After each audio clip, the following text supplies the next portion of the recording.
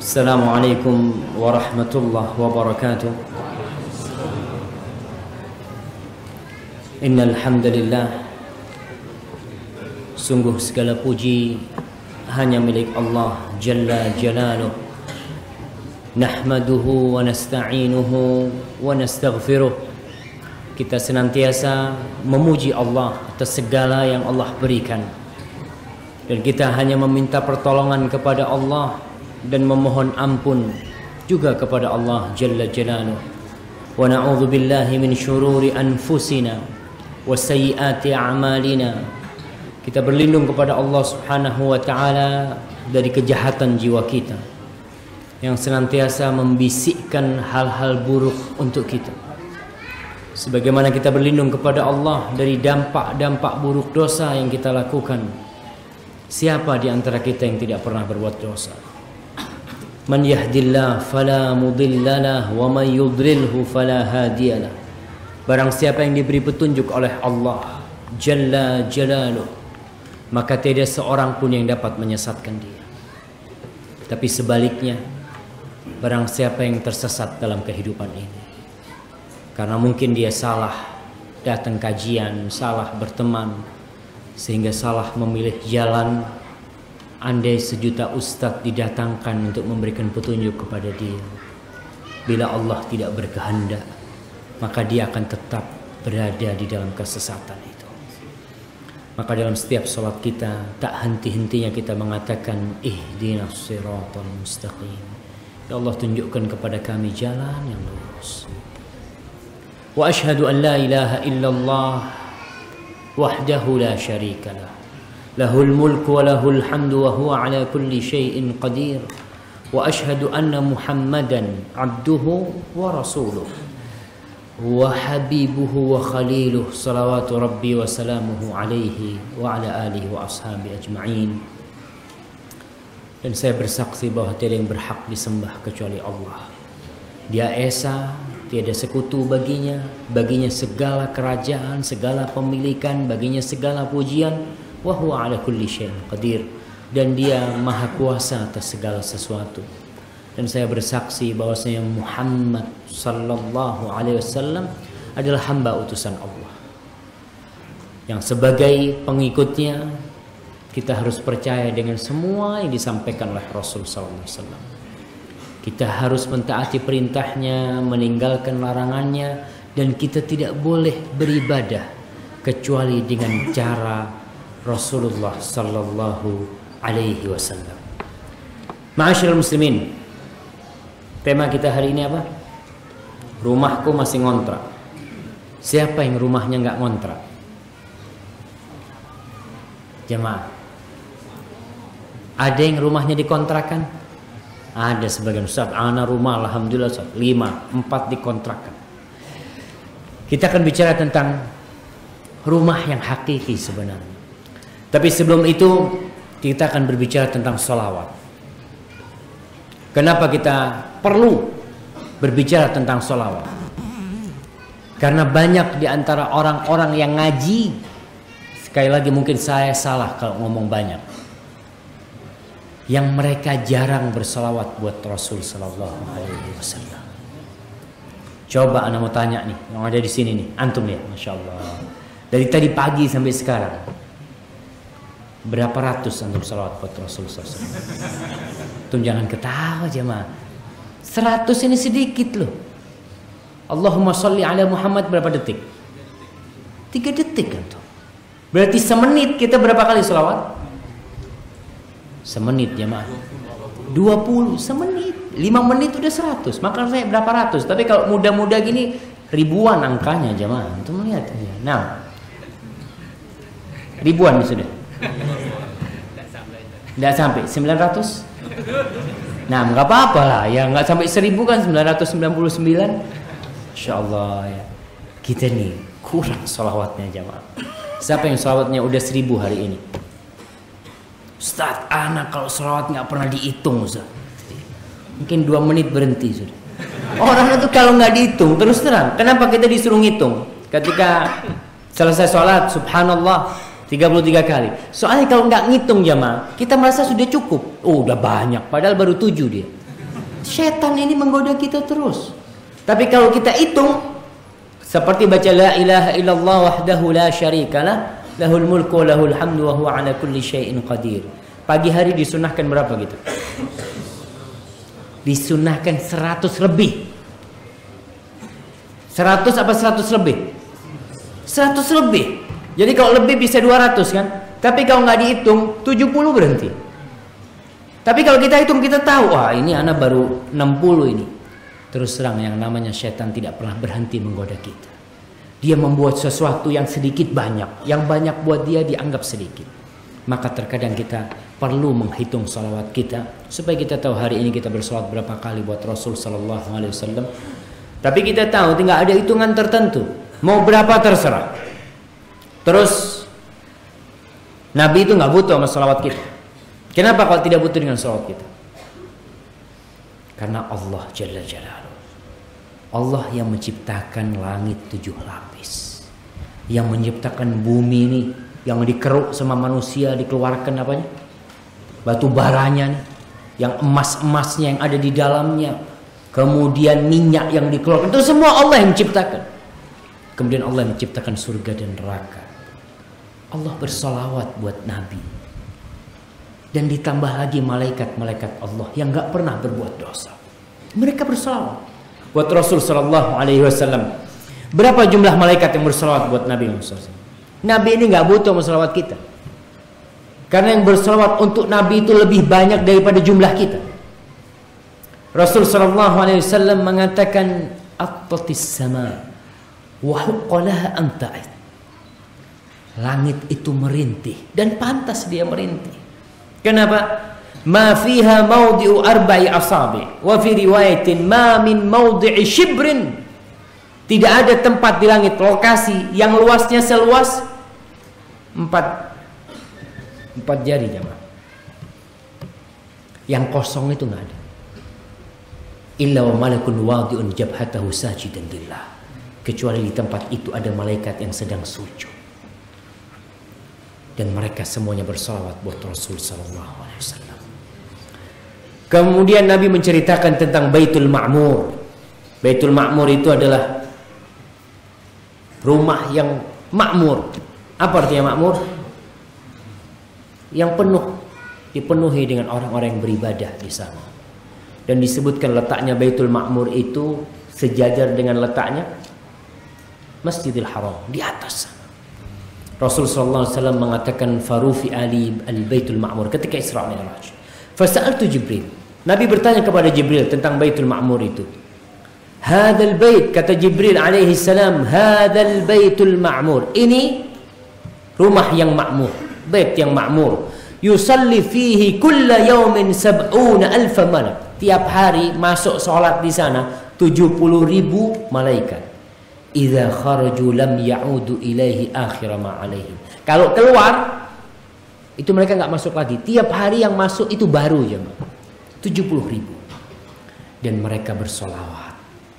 Allah mengatakan innallaha wa malaikatahu yusalluna 'alan nabi.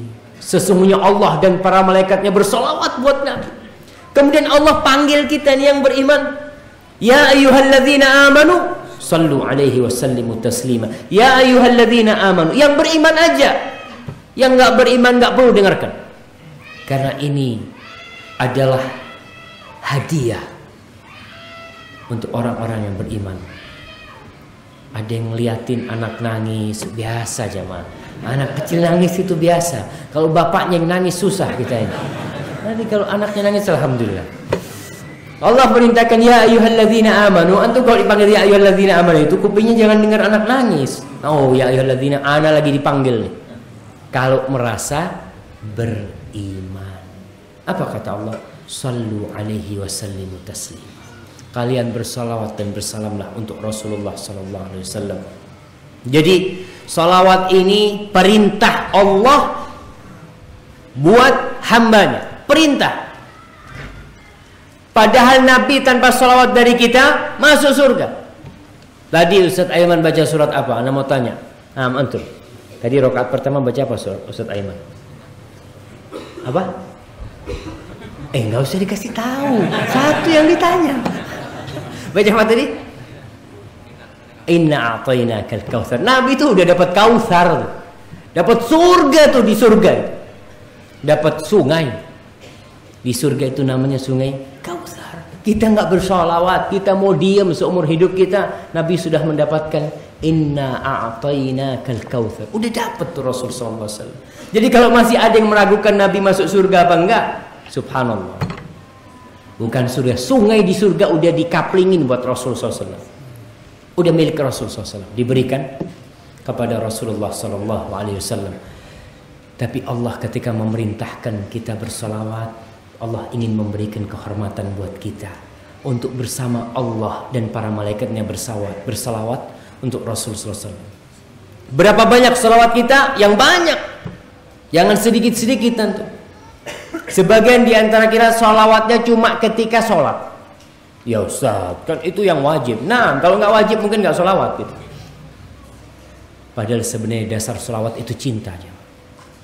Kalau kita cinta, setiap disebutkan namanya Muhammad Sallallahu Alaihi Wasallam, akan ada kerinduan untuk berjumpa dengan Rasul Sallallahu Alaihi Wasallam. Tapi memang banyak di antara kita yang nggak kenal dengan Rasul Sallallahu Alaihi Wasallam. Seorang sahabat Ubay bin Ka'ab, dia nih salah satu penulis Nabi untuk wahyu yang Allah turunkan. Dia salah satu penulis Al-Quranul Karim. Dia datang kepada Nabi.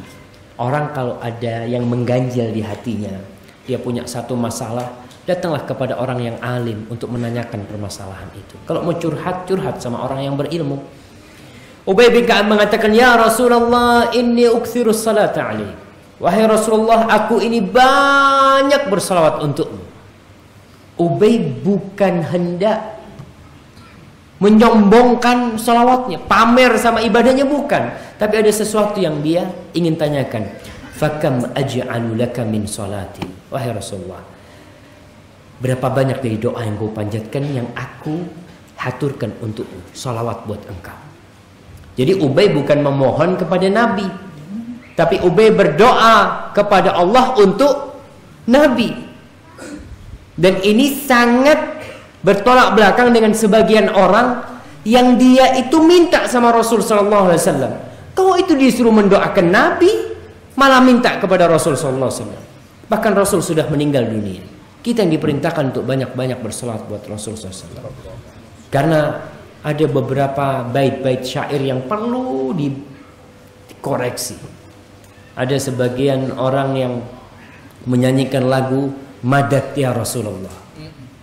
Madad ya Rasulullah. Kau disuruh salawat kepada Nabi, kau minta tolong sama Nabi.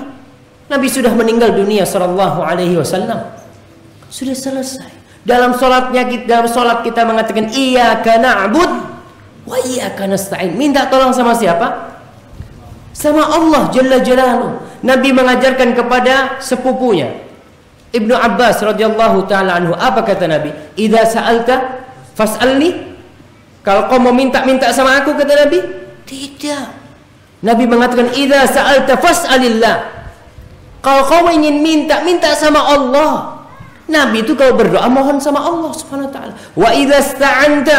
Kalau kau mau minta tolong sama siapa? Sama aku, kata Nabi? Tidak. Fasta'in billah. Minta tolonglah kepada Allah Subhanahu wa taala. Maka nih sahabat mengatakan, berapa dari doa-doa yang aku panjatkan itu harus aku berikan kepadamu sebagai sholawat kepadamu. Kata Rasulullah SAW, masyita, terserah engkau. Mau berapa kau berikan, terserah. Rub'aha atau rub'uha ya Rasulullah. Gimana kalau seperempatnya? Seperempat dari doa-doanya dia tujukan buat sholawat buat Rasulullah SAW. Apa kata Nabi? Masyita fa'in zitta fahuwa khair. Terserah engkau. Tapi kalau kau tambahin itu lebih baik. Kalau kau tambahin itu lebih baik. Maka sahabat ini mengatakan idzan nisfah. Kalau gitu hai Rasulullah, separuhnya. Separuh dari doa-doaku itu isinya salawat buat engkau. Apa kata Rasulullah SAW? Ma syi'ta fa in zitta fa huwa khair. Terserah engkau berapa yang akan kau berikan. Tapi kalau kau tambahin itu lebih baik. Apa kata dia? Idzan thulutsaiha. Gimana Rasul kalau 2/3-nya? Nih terjadi tawar menawar antara seorang kekasih dengan kekasih. berapa dia akan berikan doa buat Rasulullah SAW salawat itu. Dia mengatakan 2/3-nya. Apa kata Nabi? Ma syi'ta, terserah engkau. Fa in zitta fa huwa khair. Tapi kalau kau tambahin itu lebih baik. Sudah habis nih. Dari 1/4, setengah, 2/3. Apa katanya Ubay bin Ka'ab? Aj'al laka salati kullah. Kalau gitu Rasul, semua doaku isinya salawat buat engkau. Sallallahu alaihi wasallam. Subhanallah. Apa kata Rasul sallallahu alaihi wasallam kepada seorang yang banyak salawat buat Nabi? Idzan tukfahamma wa yughfar laka dzambu. Kalau itu yang kau lakukan, Allah akan mencukupi kegalauan dari jiwamu. Akan dihilangkan tuh yang namanya kegundahan, sumpah ya kadang kala kita. Jadi kalau kalian sumpah itu langsung Allahumma shalli wa sallim ala nabiyyina Muhammad. Salawat. Akan dihilangkan tuh namanya kegundahan dari hati kita. Orang yang bahagia itu siapa? Adalah orang yang hatinya tentram, bukan yang banyak duitnya. Antum kalau punya duit 1 miliar, kira-kira bisa tidur malam ini? Hah? Antum ya yakin bisa tidur dia? Dapat duit 1 M, insya Allah geringgingen kakinya itu jemaah. 1 miliar jemaah. Kadang-kala orang nggak bahagia dengan duit itu. Tapi kebahagiaan itu adalah letaknya di sini nih. Tukfaham. Kalau kau banyak bersalat buat aku, hilang tuh kata Nabi. Yang namanya kegalauan, kegundahan, kesumpekan dari hatimu dihilangkan. Fid dunya hasanah. Itu yang kita minta. Rabbana atina fid dunya hasanah. Wa fil akhirati hasanah. Ini wa yughfar laka dzambu. Diampuni dosa-dosamu. Orang kalau diampuni dosa-dosanya di mana tempat dia? Surga. Maka dengan banyak-banyak bersolawat jamaah, kita akan diampuni dosa-dosanya, akan dihilangkan kegundahan kita. Ustaz, jadi kita nggak doa sama sekali, Ustaz. Doa-doa kita ketika sholat tetap, doa kita buat orang tua kita tetap, tapi ketika kita mau minta buat diri kita sendiri, boleh diganti dengan bersolawat buat Rasulullah SAW. Allah tuh tahu dengan apa yang kita inginkan. Kita bersolawat ada maunya nih. Allah kasih. Allah alimun bidzatis sudur. Allah tahu dengan isi hati kita. Maka maksud hadis ini bagaimana seorang muslim itu banyak-banyak bersolawat kepada Rasulullah SAW. Hadisnya diriwayatkan Imam Tirmidzi dan disahihkan oleh Syekh Al-Albani rahimahullahu taala.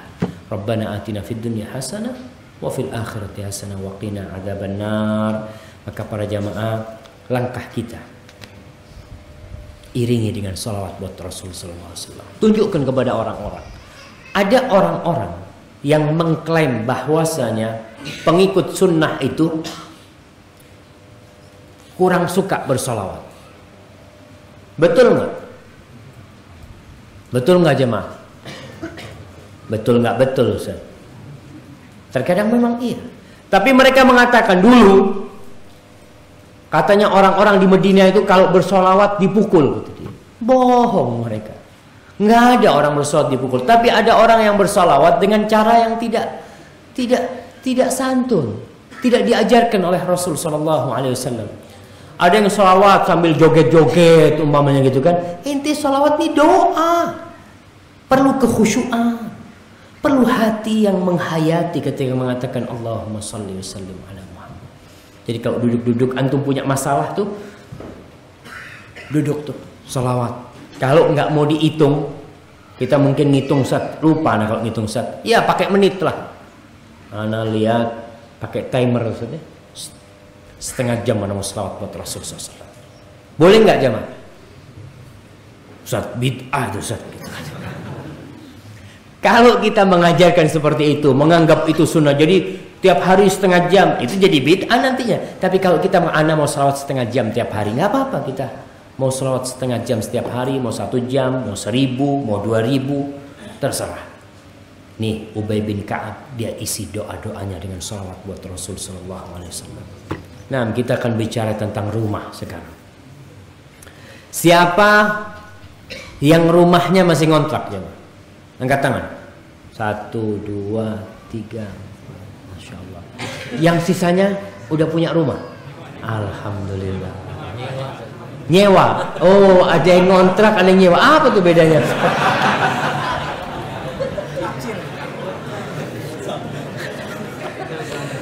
Nah, rumah ini nikmat ya, termasuk nikmat Allah Subhanahu wa taala. Orang yang punya rumah, tolong tadi yang punya rumah pribadi paling enggak dia bisa nyewakan rumahnya.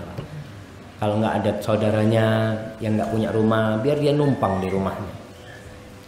Karena kita pada hakikatnya semuanya ngontrak. Nanti kita akan tahu hal itu. Antum kalau ingin tahu nikmatnya rumah, berangkatlah ke tempat-tempat yang orang-orang nggak punya rumah. Kolong jembatan biasanya. Ada orang-orang yang hidup di TPA, tempat pembuangan akhir. Biasanya mereka itu rumahnya dari kardus ya, dari plastik. Yang kerjanya mereka itu ngumpulin sampah. Rasul sallallahu alaihi wasallam mengatakan, "Unzuru ila man huwa asfala minkum." Kalian kalau mau ngelihat tuh, ngelihat yang di bawah kalian. Lihatlah yang di bawah kalian.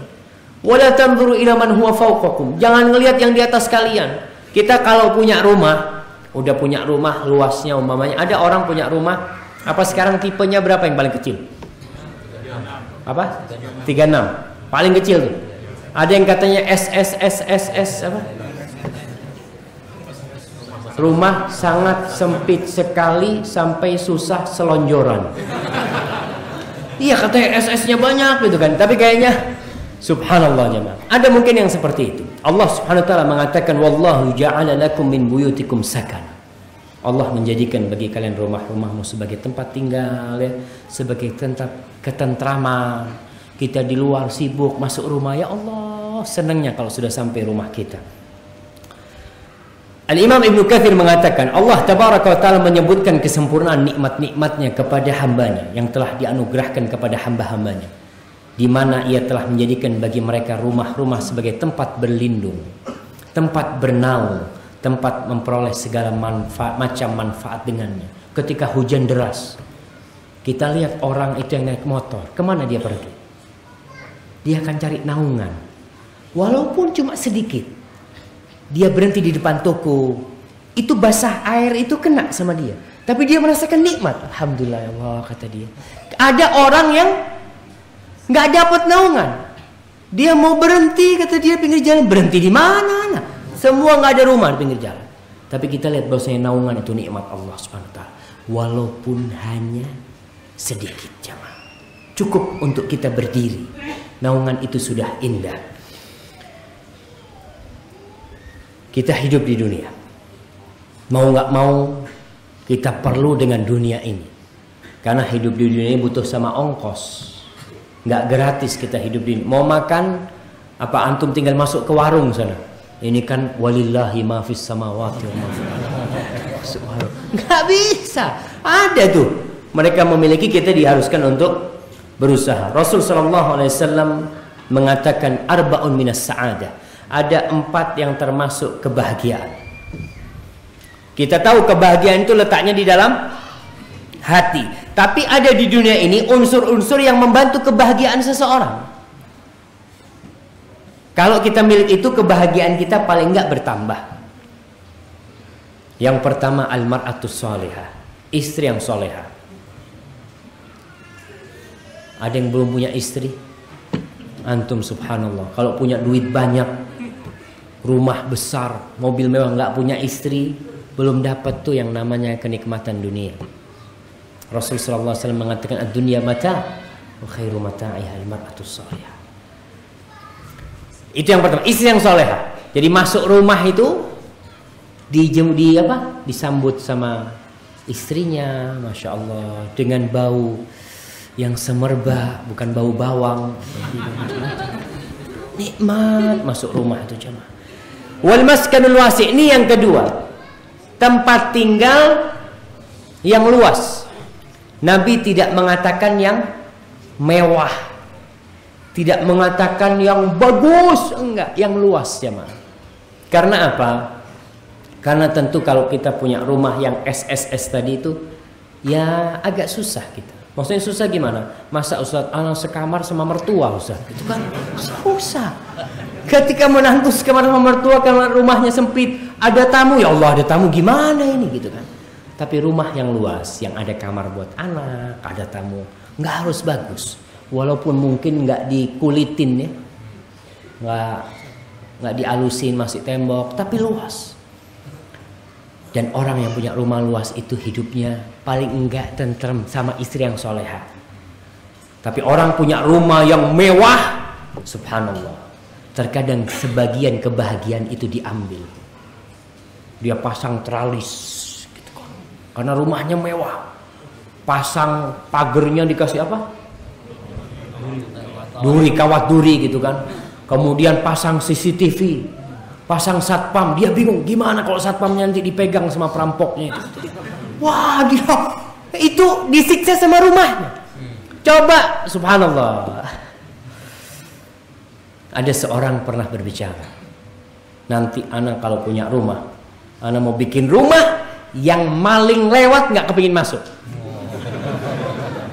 Enak tuh kita punya rumah yang luarnya jelek nggak apa-apa, tapi dalamnya yang zen gitu kan, istrinya yang soleha, pokoknya dalamnya yang bagus lah. Tapi kalau sudah rumah itu, terkadang sebagian orang itu lebih milih pamer, tunjukkan ya, pakai keramik yang harganya 200.000, itu perampok ngelihat nih keramiknya aja 200.000 nih kata dia. Berarti berapa fulusnya di dalam gitu kan? Pagernya yang bagus seperti istana. Orang itu tidak akan merasakan ketenangan karena takut. Dan lihat, ada nggak perampok yang masuk rumahnya orang miskin? Rumah jelek gitu kan? Nggak ada. Malah kadang-kadang lupa nggak dikunci jemaah. Orang miskin itu lupa nggak dikunci. Mungkin malingnya lewat, nggak ada apa-apa nih kalau dibuka. Tapi kalau digembok banyak itu kan, ini berarti ada fulusnya nih gitu. Rasul mengatakan al-maskanul wasi', rumah yang luas, nggak harus mewah jemaah. Jadi antum kalau mau beli tanah nanti beli yang di pedalaman gitu ya, kayak di masjid sini kan, biar dekat sama ustadz nih. Itu kan bisa beli yang luas. Tapi kalau beli di kota, masya Allah, belinya sedikit, cuma nggak bisa luas karena di kiri kanan sudah ada rumah di sana itu. Kemudian yang ketiga, al-jarus soleh, tetangga yang baik. Karena kalau kita keluar kota punya tetangga baik itu, umpamanya anak kita sakit atau apa, alhamdulillah ada yang bantuin. Kalau harus apa-apa, alhamdulillah tetangga yang baik. Dan yang keempat, al-markabul hani, wa fi riwayatin al-markabus salih, kendaraan yang nyaman. Yang nyaman jamaah. Ingat sekali lagi, Nabi itu mengajarkan sesuatu yang indah buat kita, bukan yang mahal. Antum kalau punya mobil BMW yang harganya berapa M sekarang Ustaz?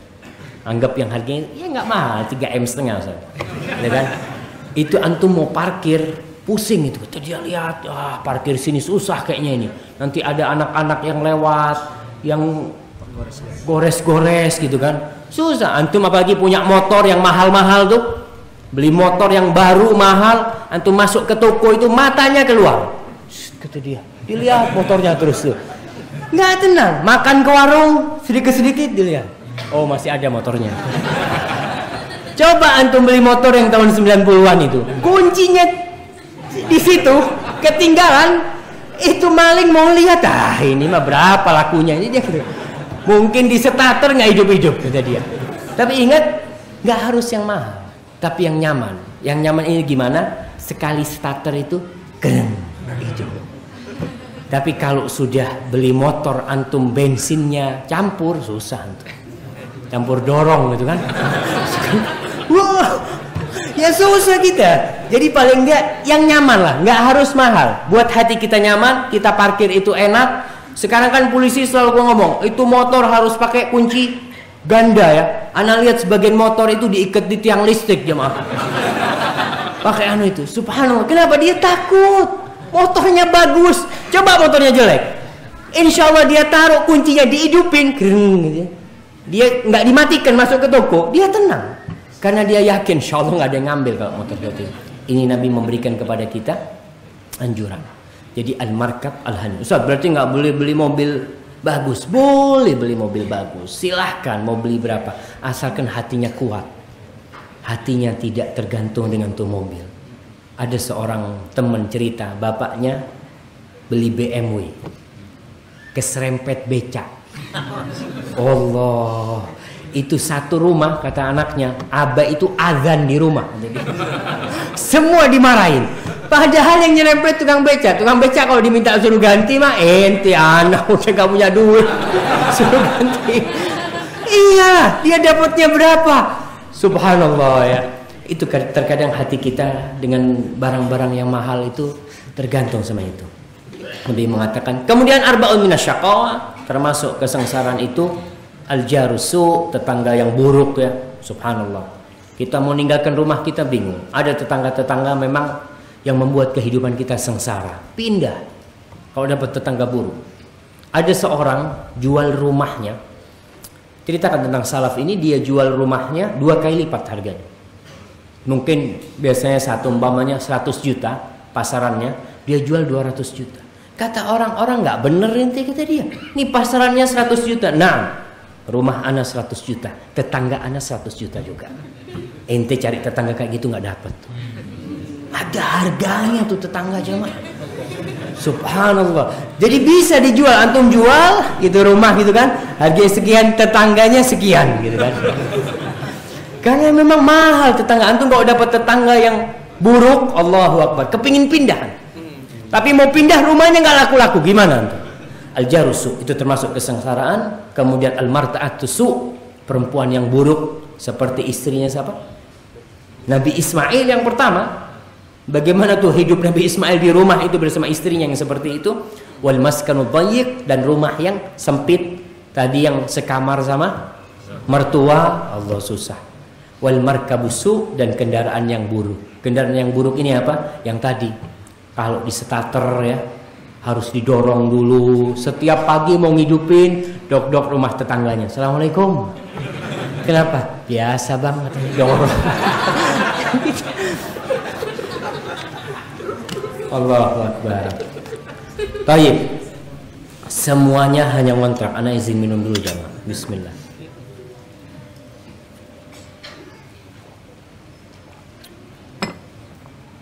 Alhamdulillah. Kita lihat semuanya sebenarnya ngontrak. Rumah kita yang dimanapun kita tinggal, sebagus apapun rumah yang kita tempati, semahal apapun tanah, pada suatu hari kita akan meninggalkan tempat itu jamaah. Mau nggak mau.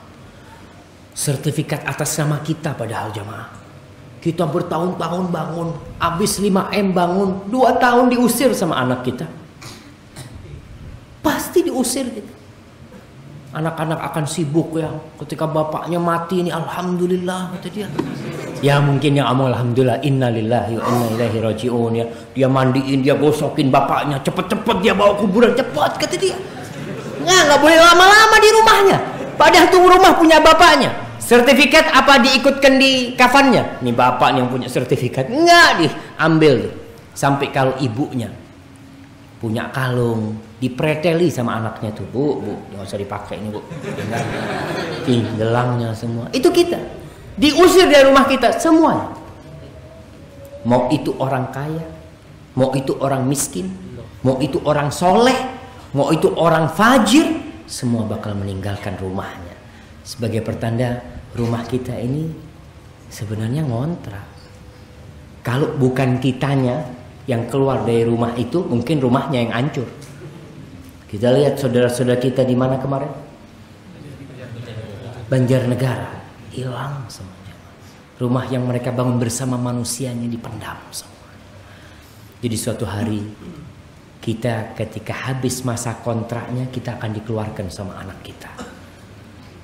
Jangan mau menyenangkan anak-anaknya saja, kitanya susah di akhirat. Maka kita harus berpikir bagaimana kita memiliki rumah yang tidak kontrak sekarang. Kita lihat tempat tinggal kaum Tsamud.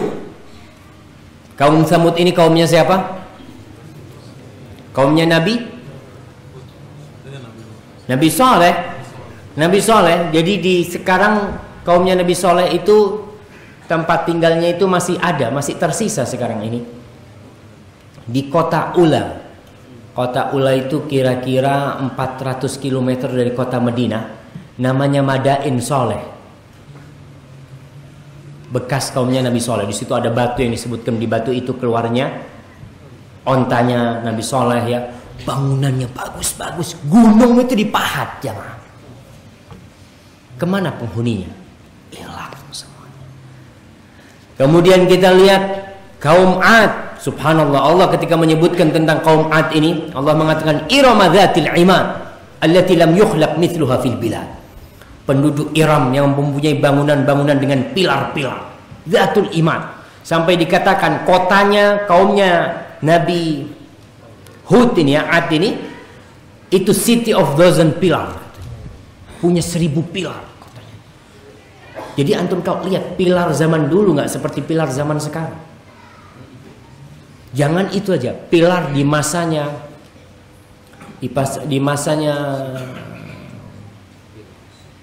saudara-saudara kita yang di Andalusia. Anak ketika masuk ke Masjid Cordoba, itu pilarnya setinggi 4 meter, satu batu jamaah. Satu batu dipahat. Bagaimana indahnya dulu kota-kota itu. Allah menyebut Irama dzatil imad. Dengan tiang-tiang kotanya itu indah sekali. Allati lam yukhlaq mithluha fil bilad. Di negeri ini nggak ada yang ciptakan seperti itu. Itu kota terindah mungkin pada waktu itu. Tapi kemana mereka? Hilang semuanya. Kemudian kita lihat Fir'aun. Kemana Fir'aun? Dengan sungai-sungai yang mengalir di bawah istananya. Istananya yang begitu indahnya pada waktu itu. Antum jangan bilang istananya, kuburannya.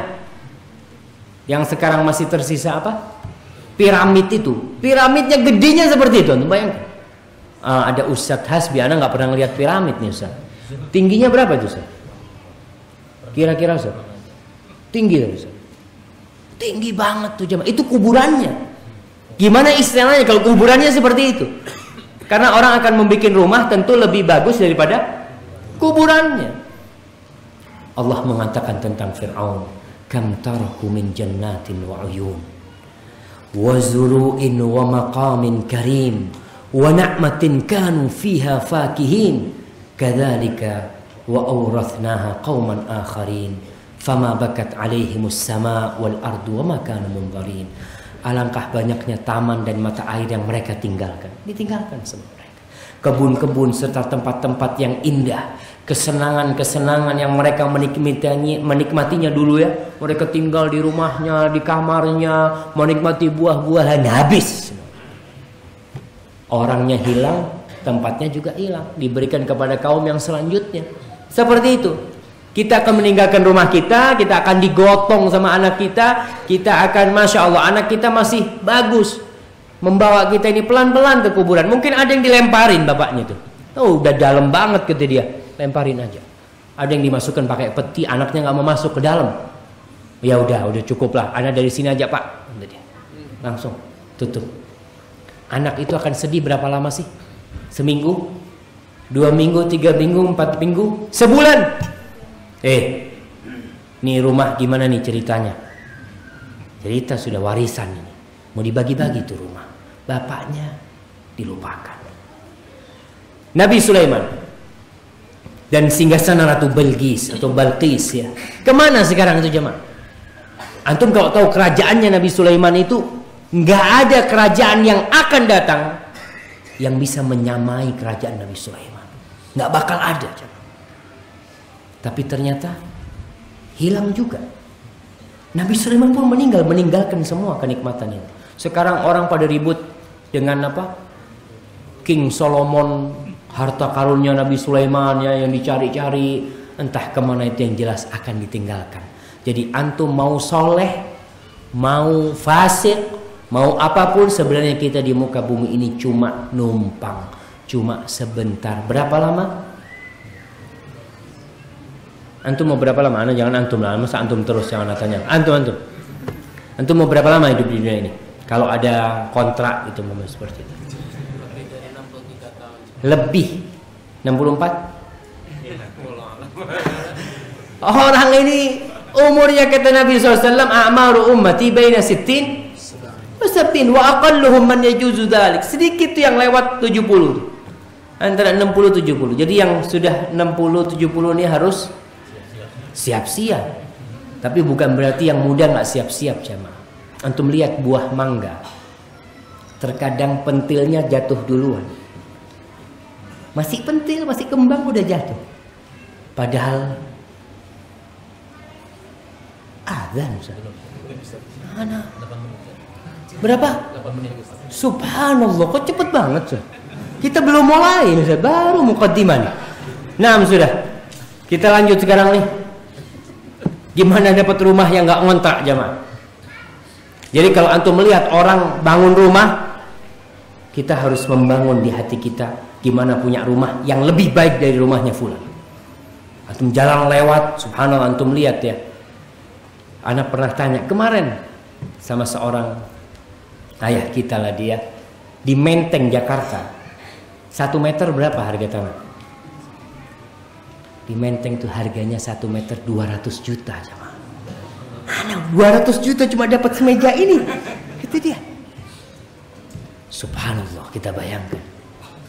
Gimana, ada yang mau beli 1 meter di sana? Buat kuburan doang di sana. Tumbel 2 meter 400 juta buat kuburan. Na'udzubillah min dzalik. Begitu mahal. Ketika antum melihat rumah-rumah yang indah itu, kita harus menumbuhkan di hati kita, ana mau bikin rumah yang lebih baik tuh. Yang nggak bakal ana tinggalkan. Gimana? Membangun rumah itu nggak perlu susah payah, nggak perlu kerja pagi sampai sore. Sebagian di antara kita kan nyelengin ya, nyicil rumah, beli tanah pun Ustaz, kata dia. Ana nih mau bangun rumah Ustaz, kata dia. Alhamdulillah sudah punya duit bisa beli tanah. Berapa ente beli tanah? Ana beli tanah Ustaz 200 juta. Alhamdulillah. Cuma ana nggak bisa bangun Ustaz. Ada orang.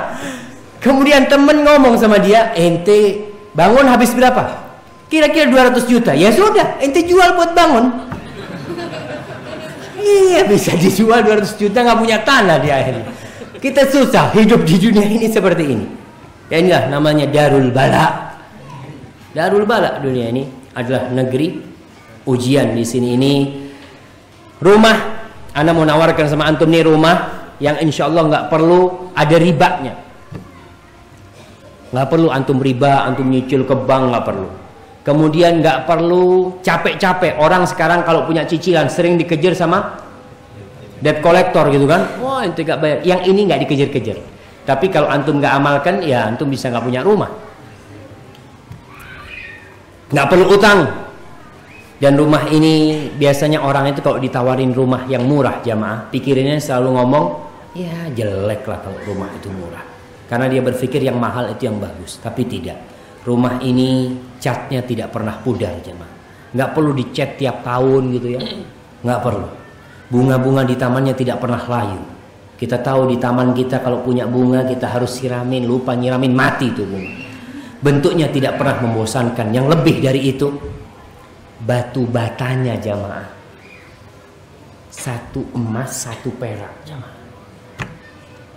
Kita nih kalau perak dibikin cincin. Di rumah sana tuh batu batanya perak sama emas. Allah indahnya jamaah rumah itu. Pelekatnya dari minyak kasturi. Yang ngelekatin antara batu-batu itu supaya lengket itu minyak kasturi. Gimana harumnya rumah antum?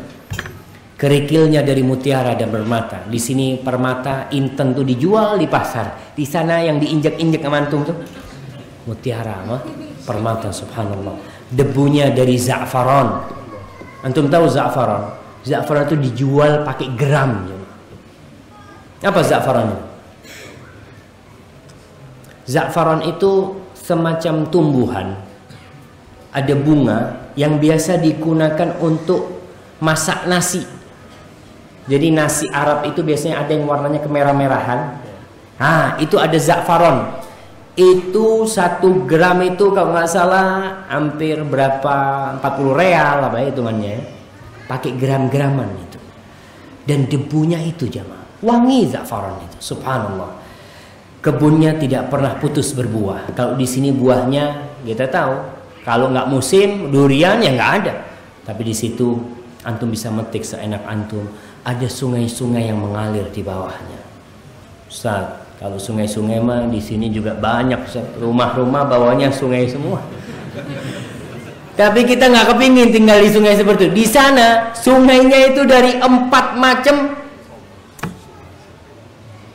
Dari susu jamaah. Antum bisa bayangkan mau minum susu itu tinggal nyemplung nyibuk antum set. Ya, Masya Allah. Sungainya susu. Kalau bosan namain susu ada yang madu. Di sini madu sekilo berapa, Ustaz? Di sana sungainya dari mana? Kemudian dari khamr, minuman keras jamaah. Kita nih di dunia kan menahan diri kita. Ada orang cerita kalau minum khamr itu wah zen gitu kan. Tapi kita tahu itu haram tuh. Kita menjaga diri kita. Nanti di surga tuh bisa berenang antum di sungai khamr. Dan yang keempat, sungainya dari air yang bersih, yang nyaman diminum. Jadi sungainya nggak seperti sungai di sini kan. Antum jangan takut dengan sungai yang di sana, dan nggak ada banjir. Nggak ada banjir di sana. Yang masuk ke sana tidak akan pernah ada duka, nggak akan pernah susah. Kita terkadang masuk rumah bagus, punya masalah susah. Sumpek masuk rumah, kepingin keluar rumah. Di rumah sendiri terkadang kita tidak betah. Tapi kalau di sana rumahnya sangat indah. Antum mau semua? Allahumma inna nas'aluka hadzal bait ya Allah. Khadijah radhiyallahu taala anha mendapatkan salah satu rumah itu. Rumah pertama di kota Mekah yang beriman adalah rumahnya siapa? Rumahnya Khadijah. Rumah pertama yang di situ cahaya iman mereka, rumahnya Khadijah.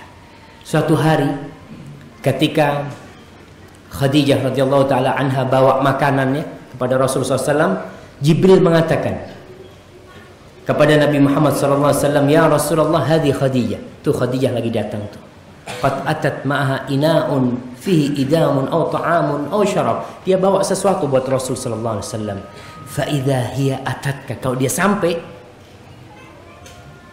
faqra 'alaiha salam min rabbiha. Katakan kepada Khadijah, Allah jangan, Rabbus samawati wal ard, kirim salam buat Khadijah.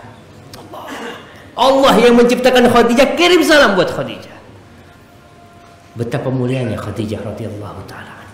Kemudian Jibril juga nggak lupa, kalau Allah kirim salam, Jibril masa nggak mau kirim salam? Maka Jibril mengatakan, faqra 'alaiha wa minni salam, dan aku juga kirim salam.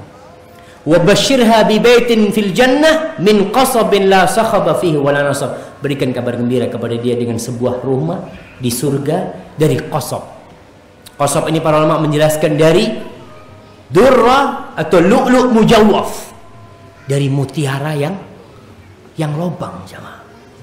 Rumahnya itu dari mutiara, satu biji itu jadi rumahnya Khadijah. Subhanallah. Allahumma mudah-mudahan kita dapat rumah itu. Azan. Kita lanjutkan habis sholat. Baik. Ya, kita lanjutkan satu nih, istri Fir'aun. Istri Fir'aun rahimahallahu ta'ala.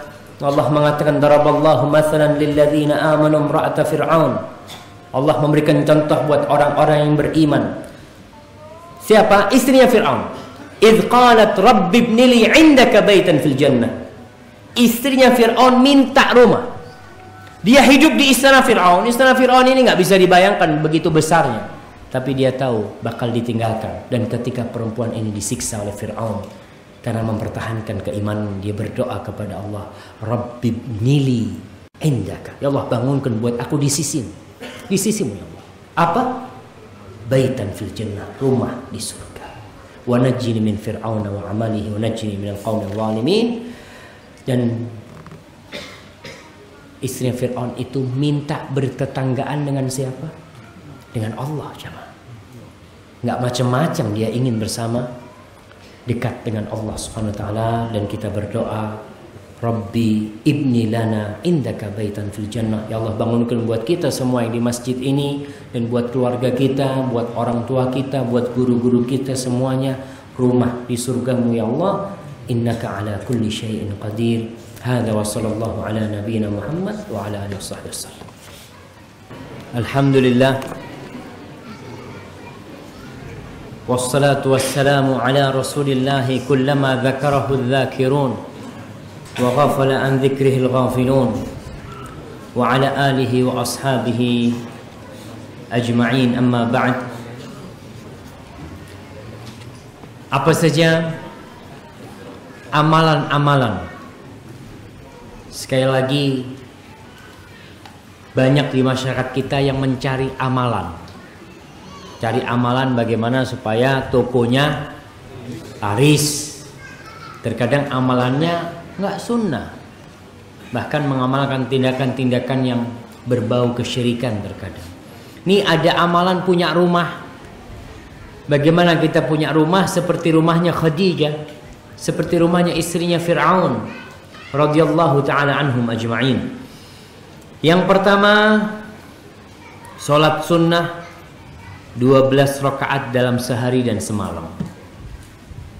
Salat sunnah 12 rakaat dalam sehari dan semalam.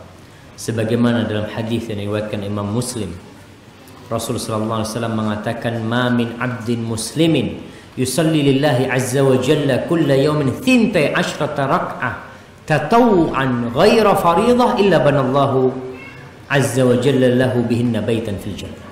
Tidak ada seorang hamba muslim yang salat buat Allah setiap hari. Ingat, setiap hari. Jadi nyicilnya ini jamaah sampai mati. Jadi kita kalau kepingin punya rumah di surga, ya udah. Sebagaimana cicilan antum kalau kepingin rumah di sini tiap bulan bayarnya, ini tiap hari 12 rakaat sunnah selain dari fardhah yang kita lakukan, maka Allah akan membangunkan dengan sholat itu rumah di surga. Jadi 12 rakaat.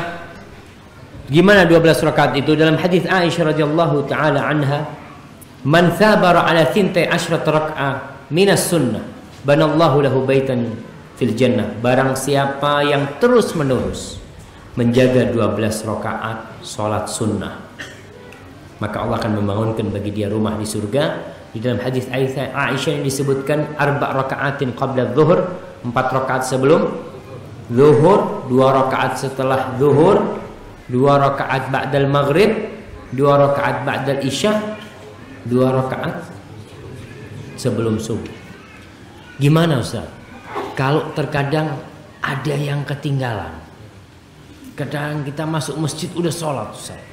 Bangun telat, udah dapat rakaat terakhir. Jangan sunnahnya, dapat wajibnya udah rakaat terakhir.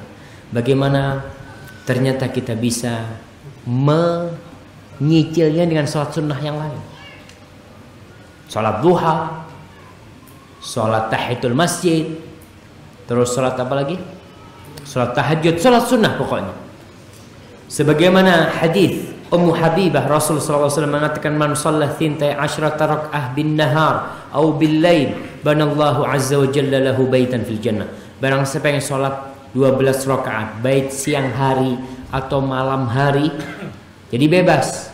Pokoknya jumlahnya 12 rakaat, Allah akan membangunkan bagi dia rumah di surga. Sunnah wudu juga masuk ya.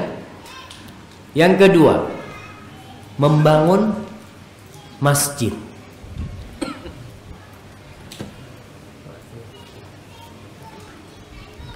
Yang kedua, membangun masjid. Jadi antum kalau punya rezeki, jangan bangun rumah antum dulu. Kita punya duit nih, mau bangun rumah kita di dunia apa rumah kita di surga? Ustaz, kita kan hidup di dunia Ustaz. Ya paling enggak bangun 2. Bangun di dunia, bangun di surga. Antum punya duit nih 50 juta, enggak cukup tuh bangun rumah di dunia. Ya udahlah, paling enggak 25 juta buat rumah ana di surga. Cukup insyaallah. Kasih masjid tuh. Nih ana taruh masjid. Sebenarnya ketika kita ngasih masjid, kita ini pada hakikatnya tidak berbuat baik kepada masjid, tapi berbuat baik kepada siapa? Diri sendiri.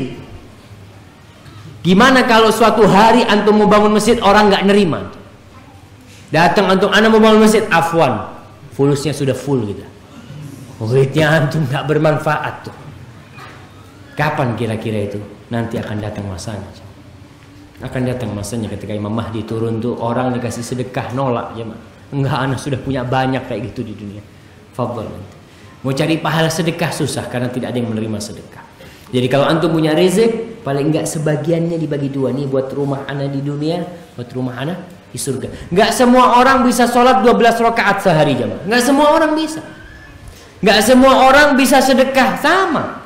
Ada orang-orang yang alhamdulillah punya duit, ada orang-orang yang nggak punya. Yang nggak punya fulus maka bisa dengan sholat 12 rakaat. Tapi yang punya fulus, dia bisa dengan membangun masjid. Rasul sallallahu alaihi wasallam mengatakan, man bana lillahi. Ingat perkataan lillahi ini garis bawahi.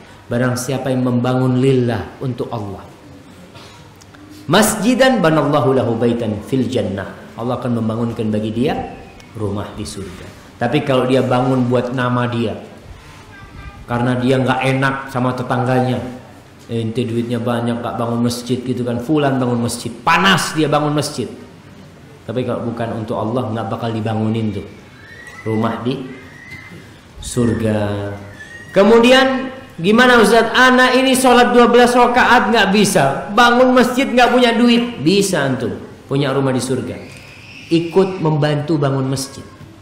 Jadi nggak harus kita bangun masjid seluruhnya, nggak bisa. Mungkin kita nggak mampu.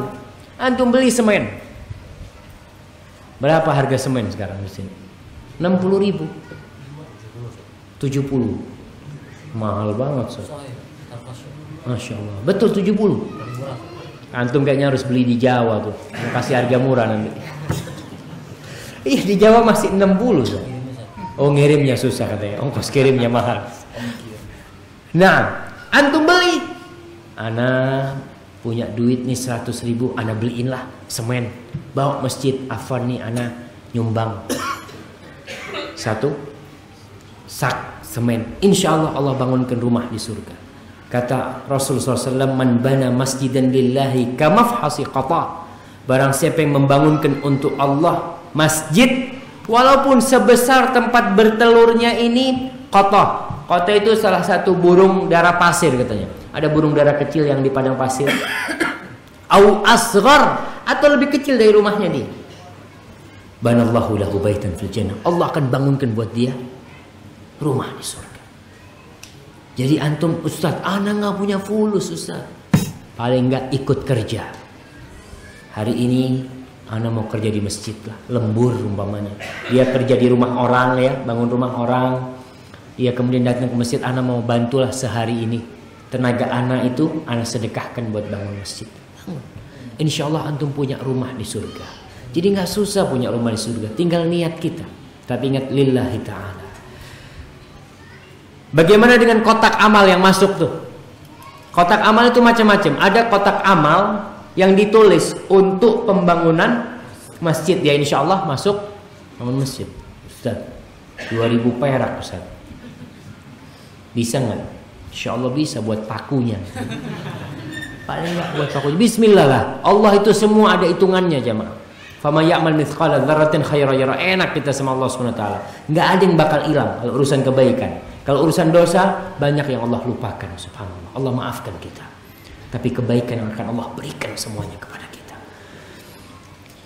Ada sebuah kisahnya Sultanul Ulama Al-Izz bin Abdissalam ketika dia dari Damaskus ya. Kita berdoa kepada Allah Subhanahu wa taala, semoga Allah membebaskan negeri Damaskus itu dari tangan-tangan orang-orang Syiah Rafidhah. Syiah Alawiyin. Yang kita tahu sekarang Damaskus itu dipegang oleh Syiah Alawiyin. Saudara-saudara kita dibantai di sana, anak-anak kecil disembelihin di sana. Nauzubillah min dzalik.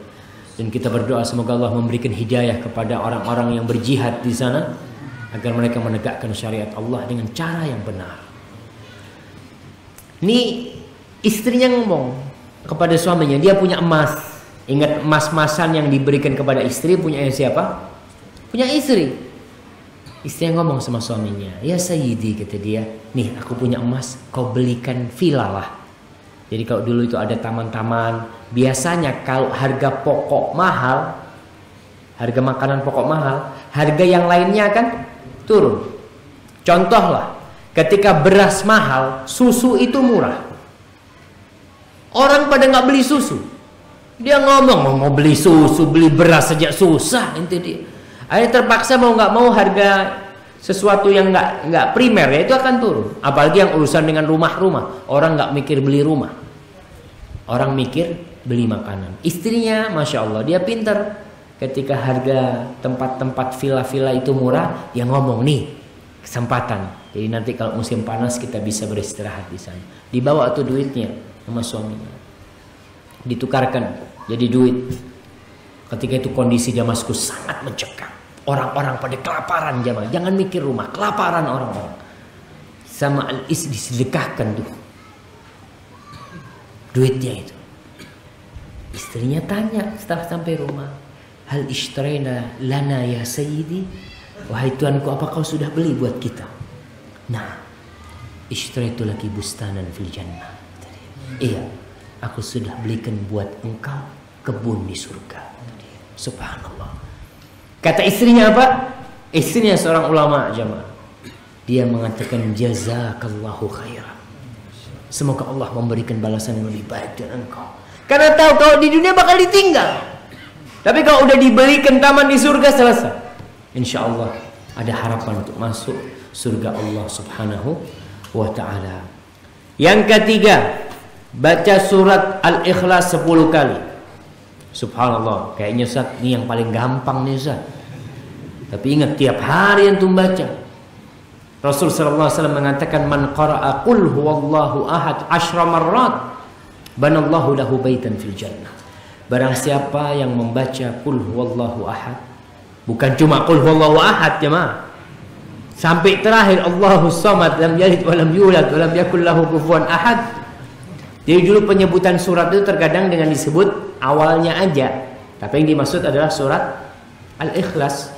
Maka 10 kali Allah akan membangunkan bagi dia rumah di surga.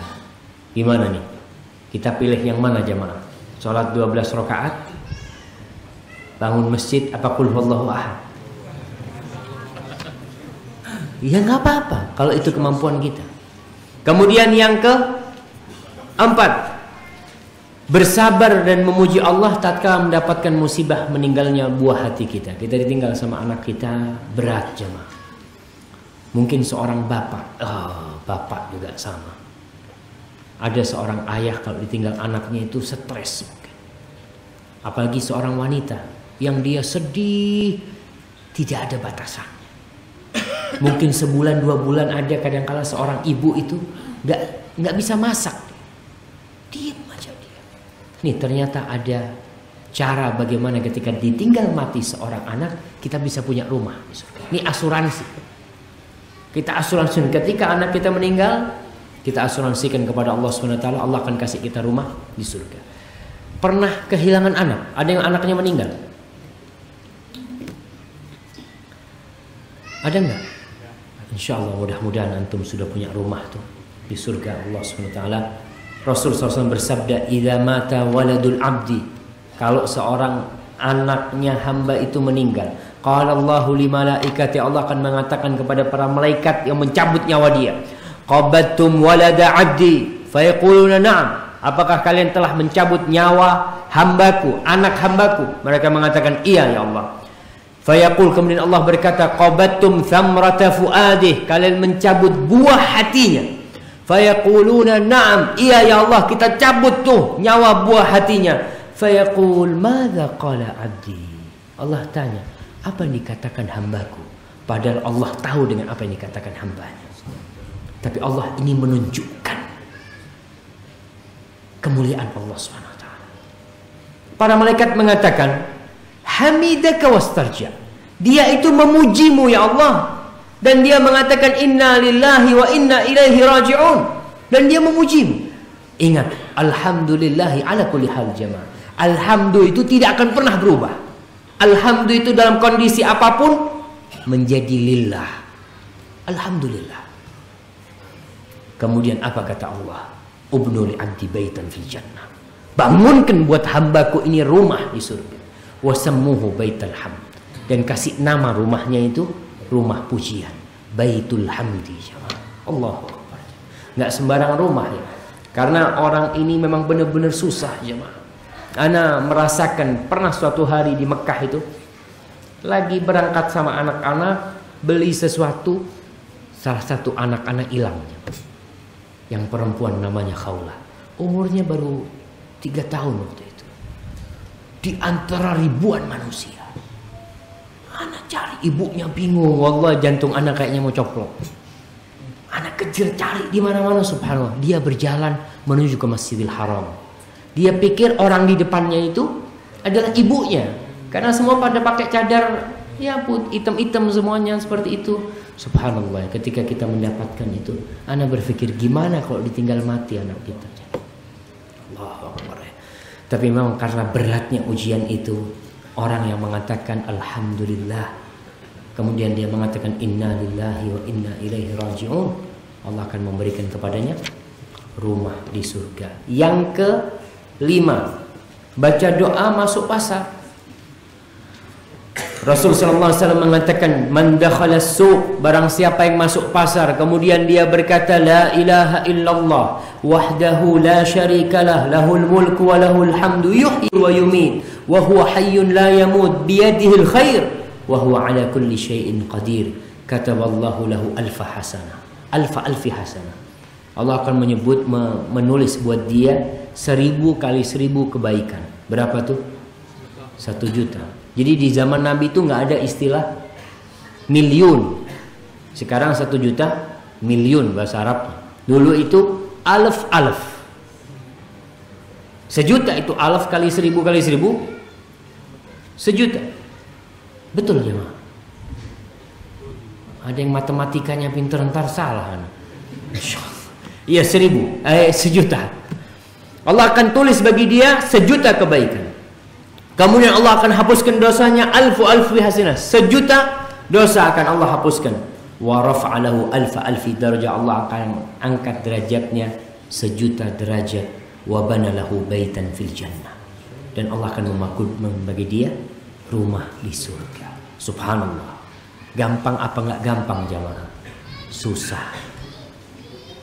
Orang kalau masuk pasar itu, godaannya pasar ini Allahu Akbar. Gak semudah yang kita bayangkan. Kecuali antum niat, anda mau baca doa. Itu masih mungkin. Tapi kalau antum masuk pasar, kadang kalau sudah keliling, waduh, lupa gak baca doa. Padahal dengan membaca doa, setiap kali masuk pasar baca doa itu, maka Allah akan memberikan rumah buat kita di surga. Hadis ini disahihkan oleh Syekh Albani rahimahullahu ta'ala. Yang ke-7, yang ke-6,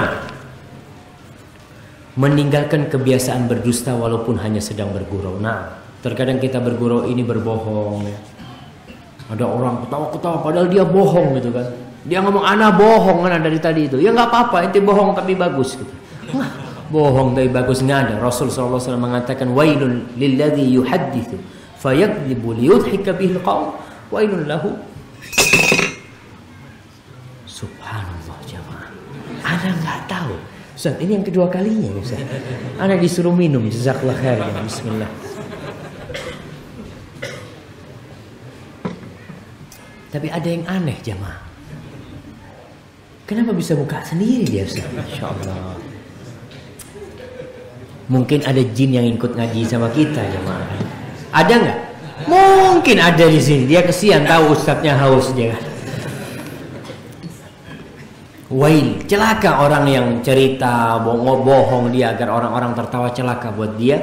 Rasulullah SAW mengatakan ana za'imun bi baitin fi wasatil jannah. Aku menjaminkan sebuah rumah. Nih jaminan nih. Asuransi jaminan itu kan. Ada asuransi dari Rasulullah SAW bagi orang dengan sebuah rumah di tengah-tengah surga. Liman tarkal kadhiba wa in kana mazihan. Bagi orang yang meninggalkan dusta walaupun dia sedang gurau. Yang ke-7, meninggalkan debat ya. Walaupun kita benar. Jadi ada masa-masa kita tuh nggak perlu berdebat. Debat itu membuat suasana semakin panas. Jadi berbantah-bantahan. Apalagi di rumah sama istri. Kadang kala ribut tuh suami istri, debat masalah makanan. Kata dia, makanan yang paling enak nih ketupat kandangan yang rumahnya fulan. Oh enggak, yang paling enak yang tempatnya fulan. Ribut. Subhanallah. Ente urusan makanan ribut. Kadang sampai berdebat, tinggalkan. Sampai ada istilah yang waras sing waras ngalah gitu kan. Ada urusan-urusan itu subhanallah. Kita terkadang harus ngalah dalam hal seperti itu. Dalam urusan agama pun terkadang ketika kita tahu debat ini nggak ada ujungnya, tinggalkan. Apalagi sama-sama ilmunya masih cetek. Sudah yang ada menurut anak. Oh, kalau menurut anak enggak. Oh iya menurut ini, tapi menurut anak akhirnya menurut. Enggak qala Allah, enggak qala Rasul sallallahu alaihi wasallam. Dan ingat, la yunadhir illa imam. Enggak boleh tuh orang berdialog kecuali dia seorang imam yang ilmunya nguasain. Kalau enggak ada ujungnya. Imam Syafi'i rahimahullah ta'ala diriwayatin dari beliau, dia mengatakan, "Ma nadhartu aliman illa ghalabtu." Enggak pernah ana berdialog sama orang alim kecuali ana menang. Wa ma nadhartu jahilan illa ghalabani. Enggak pernah ana debat sama orang bodoh kecuali ana kalah sama dia. Kenapa? Orang bodoh ini kan menurut ana. Dia dikatakan qala Allah, qala Rasul, iyalah, tapi menurut ana ya enggak akan selesai. Rasul sallallahu alaihi wasallam mengatakan, "Ana za'imun bi baitin fi rabadil jannah liman tarakal mira wa in kana muhiqqan." Kata Rasul sallallahu alaihi wasallam, aku menjaminkan sebuah rumah di pinggiran surga bagi orang yang meninggalkan pertengkaran walaupun dia itu di pihak yang benar. Dia tinggalkan. Karena ketika dia tahu ini enggak ada ujungnya, udah antum tinggalkan. Kemudian Nabi Daud alaihissalam memberikan wasiat kepada anaknya. Siapa nama anaknya Nabi Daud? Antum? Nabi Sulaiman. Nah, Sulaiman bin Daud. Nih apa kata ayahnya kepada Nabi Sulaiman? Iyyaka wal mira fa inna naf'ahu qalil wa huwa yuhayyijul adawata bainal ikhwan. Wahai anakku, jauhilah perdebatan, sesungguhnya ia itu manfaatnya sedikit. Dia menyulut permusuhan antara sesama saudara. Sama-sama di masjid ribut masalah umpamanya gerakkan tangan. Nanti kalau sholat gerakkan tangan enggak? Anak enggak. Fulan anak gerakkan, tapi anak gerakannya lain lah. Anak gayanya agak muter sedikit. Macam-macam orang itu kan. Ketika kita nggak punya ilmu, debat itu ribut.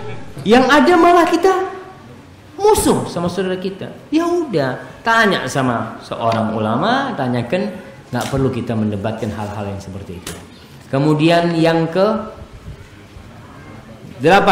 menutup celah di antara soft salat. Subhanallah. Ada orang kalau softnya itu renggang, dia ada yang langsung cepat masuk. Ketika umpamanya ada satu yang batal wudunya, ada yang lama mau nutup soft itu kan. Dia nunggu, saling nunggu. Kita nih ada celah nih mau bikin rumah di surga, langsung maju atau langsung ke samping. Kata Rasulullah SAW, "Man sadda furjatan fi saffin, rafa'allahu biha darajah wa bana lahu baitan fil jannah." Barang siapa yang menutup celah di saf, maka Allah akan mengangkat derajat dia 1 derajat dengan itu, dan Allah akan membangunkan bagi dia rumah di surga.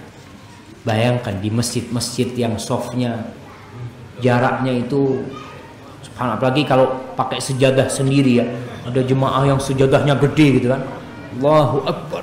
Kalau ada orang yang naik ke sejadahnya, dilihatin tuh. Dia nggak tahu nih mahal di Mekah nih belinya. Dia naik ke sejadah dia. Subhanallah jemaah. Sebagian orang itu dia lupa dengan hadis Rasul sallallahu alaihi wasallam, bagaimana beliau menyuruh orang itu merapatkan softnya. Kita nih saudara, nggak ada beda kita. Ketika menghadap Allah nggak ada yang berpangkat. Pangkatnya cuma satu. Apa? Hamba Allah. Sama. Inti kalau di luar oke, bos anak. Tapi di soft ini sama inti sama anak. Sini softnya rapatkan. Tapi ya pakai bahasa yang santun lah untuk merapatkan soft. Kemudian terkadang kita ini merapatkan soft, ada orang yang lari. Gitu kan? Kita udah rapet, dia pindah gitu kan. Ya ente mau sampai kemana anak kejar. Jangan antum. Akhirnya antum ngejar-kejaran soft ke sana, imamnya kosong di situ. Ya udah, kalau dia nggak mau ya antum sudah berusaha. Itu tugas kita jemaah. Kemudian yang keberapa? Yang ke-9. Jam 9 yang ke-9 jemaah. Berhijrah ya. Berhijrah dari negeri kafir ke negeri Islam, berhijrah dari tempat-tempat yang tidak bisa menegakkan syariat Allah di sana ke tempat yang kita bisa menegakkan syariat Allah. Dan hijrah ini wajib sampai hari kiamat. Rasul sallallahu alaihi wasallam mengatakan, "Ana za'imun liman amana bi wa aslama wa hajara bi baitin fi rabadil jannah wa baitin fi wasatil jannah wa baitin fi a'la ghurafil jannah." Aku menjaminkan buat orang yang beriman kepadaku, masuk Islam dan berhijrah. dengan 3 rumah di surga, bukan 1 rumah. Yang pertama, rumah di pinggiran surga, rumah di tengah-tengah surga, rumah di ujungnya surga. Subhanallah. Maka mudah-mudahan kita bisa mengamalkan hal ini. Yang ke 10, berjihad di jalan Allah Subhanahu wa taala. Rasul sallallahu alaihi wasallam mengatakan, ana za'imun liman amana bi wa ana za'imun liman amana bi wa aslama wa jahada fi sabilillah. Dengan 3 rumah juga sama dengan yang pertama tadi. Bagi orang yang berjihad di jalan Allah, beriman, ingat jihad yang syar'i. Bukan orang bunuh orang kafir, ngebom, oh ana dapat rumah 3 di surga. Enggak seperti itu jemaah. Jihad itu ada hukumnya, ada syarat-syaratnya. Masalah ini masalah agung. Tanyakan kepada para ulama masalah jihad ini, karena ada sebagian tindakan yang Islam itu terbebaskan dari tindakan seperti itu. Kemudian yang ke 11, husnul khuluq. Nih husnul khuluq nih. Kita terkadang ngajinya banyak, ilmunya banyak, hafalan Qur'annya banyak, hadisnya jangan ditanya, tapi akhlaknya buruk. Sama tetangganya nggak salam. Ente yang harus salam sama anak. Tetangganya ini nggak tahu kalau kita disunahkan salam, maka salamlah. Mungkin dia lebih muda dari kita, tapi dia nggak tahu ilmunya. Ya kita yang salam, assalamualaikum sama dia. Kita punya rizki, yang punya utang bayar utangnya. Ada tuh orang-orang punya utang nggak bayar. Ada di sini yang punya utang belum bayar gimana? Itu termasuk akhlaknya dipertaruhkan. Rasul SAW mengatakan, ana za'imun bi baitin fi a'lal jannah liman hasuna khuluquhu. Aku menjaminkan sebuah rumah di mana? Fi a'lal jannah, di surga yang paling atas. Bagi siapa? Bagi yang akhlaknya mulia. Nabi ditanya tentang yang paling banyak memasukkan orang ke surga. Apa kata Nabi? Taqwallah wa husnul khuluq. Tuh, taqwallah ini hubungan sama Allah Subhanahu wa taala, dan husnul khuluq ini hablun minan nasnya. Wallahu a'lam bishawab. Itu yang bisa kita kaji pada kesempatan kali ini. Nah, ini ada pertanyaan. Mudah-mudahan Anda bisa jawab. Kalau Ustaz banyak banget Ustaz, langsung Ustaz.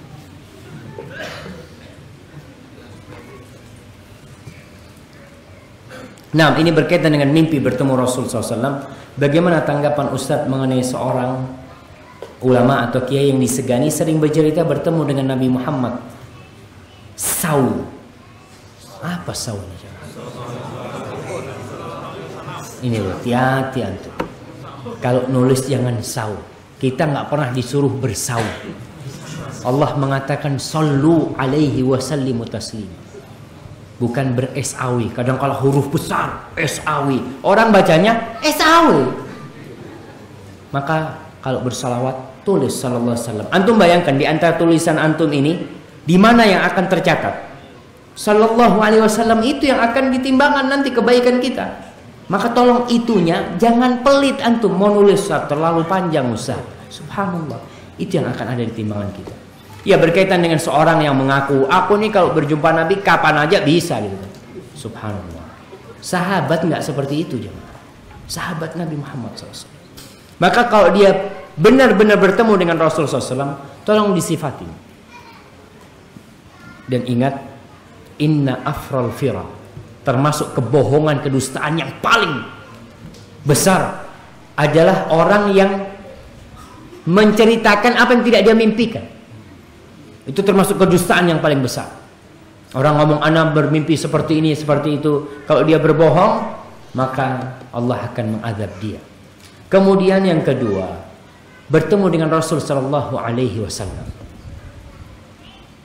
Itu bukan berarti kita bisa menerima hadis-hadis dan amalan dari Rasul sallallahu alaihi wasallam. Nabi ngasih amalan gitu kan. Paham ini? Seperti seorang yang mengatakan ada salawat Fatih. Antum tahu dengan salawat Fatih? Allahumma salli sallim ala sayyidina Muhammadin al-Fatih lima ughliq. Itu katanya yang mendapatkan salawat itu, dia bertemu dengan Rasul SAW dan dikasih amalan itu.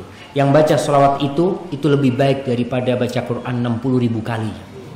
Apa bisa seperti itu jemaah? Orang kalau sudah percaya, oh zen, ana daripada baca Quran capek. Ahsan, baca selawat ini.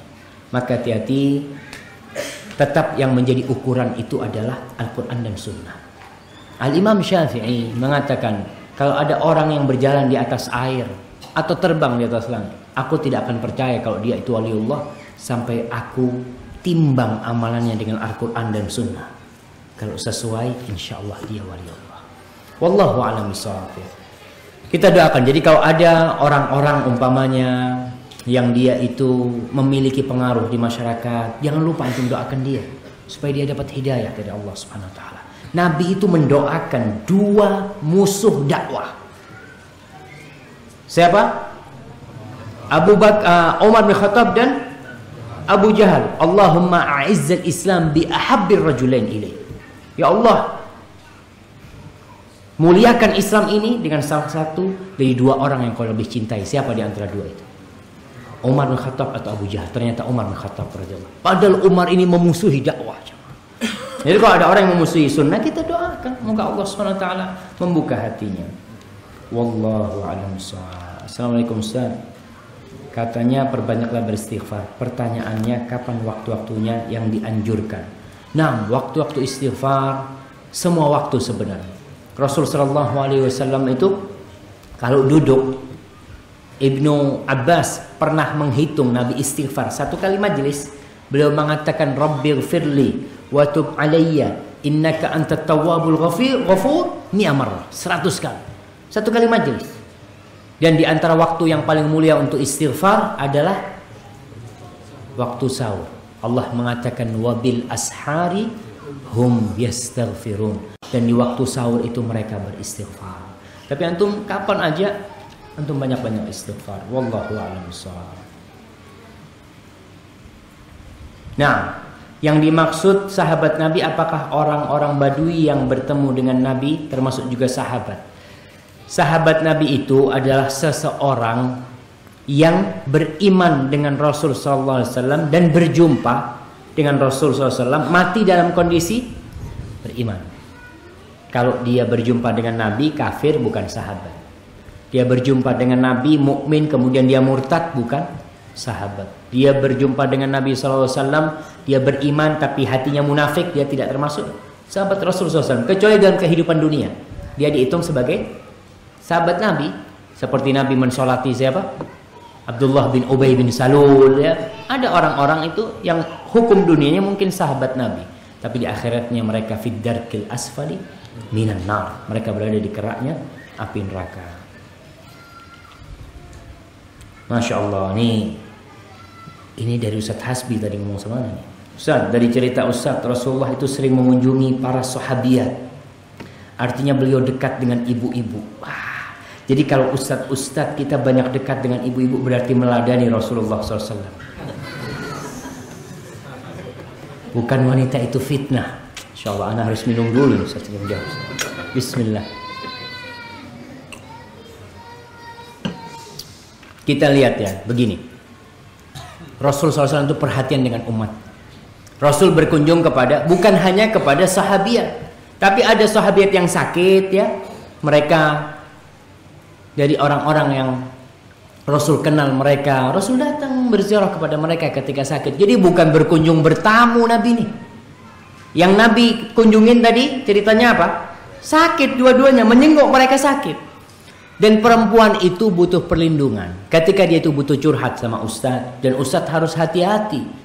Ustadz harus benar-benar menundukkan pandangannya. Karena ada sebagian Ustadz yang lemes. Dapat SMS dari, ada tuh perempuan-perempuan yang suka menggoda gitu. Maka Ustadz kalau suka digoda tuh langsung kasihkan istrinya, nih ada perempuan yang goda ini, ente yang jawab SMS-nya. Kadang-kadang ada yang suka menggoda itu, maka kita harus hati-hati dengan yang seperti itu. Tapi kita dekat dengan wanita-wanita yang tua, yang dia butuh perhatian kita. Terkadang apalagi janda-janda yang dia itu mungkin nggak tahu apa yang dia makan. Ada janda-janda yang dia hari itu mau makan yang nggak tahu. Maka perhatian ini bukan berarti kita dekat dengan mereka dengan kedekatan yang akhirnya kita akan terfitnah ya. Maka kita harus hati-hati. Jadi di sini ada ustadz-ustadz yang dekat sama ibu-ibu, jemaah. Nggak tahu, Ustaz. Hah? Nggak ada kata Ustaz. Alhamdulillah. Tapi kita harus perhatian sama ibu-ibu, apalagi yang tua-tua gitu, yang janda-janda. Jambang. Apa? Jambang. Jambang. Apa? Janda kembang. Wah, kalau janda kembang nih Ustaz kayaknya nih. Nah, bagaimana kalau kita mengucapkan salam kepada akhwat? Ada terbetik niat supaya terkesan alim. Wah.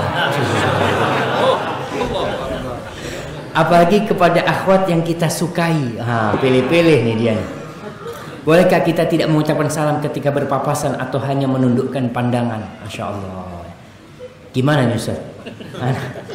Ya kalau hati kita sudah, kita harus perangi godaan setan nih. Kalau kita takut terjerumus kepada fitnah itu, ya kita jauh aja berpapasan, karena memang setan menggoda hati kita. Tapi terkadang kita harus menguatkan diri kita, harus memerangi godaan setan itu dan tundukkan pandangan kita. Assalamualaikum. Bagi kalau sudah niatnya terkesan alim, perangi itu. Ya Allah, aku tidak mau dibodoh-bodohin sama setan gitu. Barakallahu fikum. 5 menit lagi nih Ustaz. Antum masih kuat jemaah. Sebagian udah merah matanya, udah merem-merem gitu kan. Ini masih banyak Ustaz. Sampai jam 9 Ustaz. Masya Allah. Amalan apakah yang paling baik dikerjakan untuk bekal nanti? Tapi di sisi lain Rasulullah SAW bersabda mengenai kitab yang berada di sebelah kanannya ini adalah kitab dari Rabb semesta alam, dengan nama penghuni surga, nama-nama ayah dan kabilah mereka. Kemudian yang mengenai di sebelah kiri itu adalah penghuni neraka dengan nama-nama mereka, nama ayah dan kabilah mereka. Begitulah sabda Rasulullah SAW. Untuk apa lagi kita beramal jika memang masalah telah selesai ditentukan? Nah, Rasul pernah ditanya, fafimal amal. Rasul, buat apa kita beramal kalau Allah sudah tahu siapa yang masuk surga dan siapa yang masuk neraka? Kita bisa masuk surga jamaah itu karena rahmat Allah SWT. Dan kita diperintahkan beramal. Siapa yang tahu jadi penghuni neraka di sini? Nggak ada yang tahu. Siapa yang tahu jadi penghuni surga? Nggak ada yang tahu. Allah itu dengan ilmunya dia menentukan. Jadi sebelum Allah menciptakan itu, Allah menciptakan apa? Al-qalam. Allah ciptakan pena. Kemudian pena itu disuruh mencatat apa yang akan terjadi sampai hari kiamat. Dicatat semuanya. Berdasarkan ilmu Allah Subhanahu wa taala. Tugas kita itu apa? Beramal. Pernah diceritakan seorang ini mencuri dan mau dipotong tangannya. Kalau nggak salah cerita itu dari Umar bin Khattab radhiyallahu taala anhu. Kata dia, aku ini mencuri karena takdir Allah Subhanahu wa taala. Apa kata Umar? Aku juga memotong tanganmu karena takdir Allah Subhanahu wa taala. So, dia sama-sama takdir ini. Wallahu a'lam bishawab ya. Nah, ini apa hukum mengucapkan selamat ulang tahun dan mendoakan istri dan suami di hari ulang tahun lahir meski tidak mengadakan perayaan? Ya sama aja gitu. Sama aja. Jadi lupakan tuh tanggal kelahiran kita. Kalau kita ingat terus, dan sekarang ini usaha untuk mengadakan ulang tahun itu semua sarana. Sampai ada Facebook pun ya. Iya, itu mengingatkan. Temanmu fulan ulang tahun. Kau ulang tahun, diingatkan itu. Dan itu usaha bagaimana kita menjadi ekornya barat. Benar-benar ikut di barat itu. Jangan tinggalkan itu. Kita nggak perlu ingat ulang tahun kita, karena memang tidak ada keutamaan untuk hari kelahiran kita. Nggak ada. Wallahu a'lam bishawab. Jadi nggak usahlah kita mengucapkan ulang tahun selamat ulang tahun kepada istri kita, atau ada ulang tahun kelahiran. Tambah tuh. Dulu nggak ada ulang tahun kelahiran, ulang tahun pernikahan. Ulang tahun pernikahan, ada pernikahan perak, ada emas, ada intan, ada berlian. Alhamdulillah ya. Ya itulah, itu kembali lagi kita dipengaruhi sama barat ya, sama media. Nah, mau tanya Ustaz, apakah ada dalil dibolehkan merapikan jenggot? Apakah ini ada sahabat atau salafus saleh yang melakukannya? Syukran wa jazakumullah khairan. Ya, berkaitan dengan mengurangi jenggot.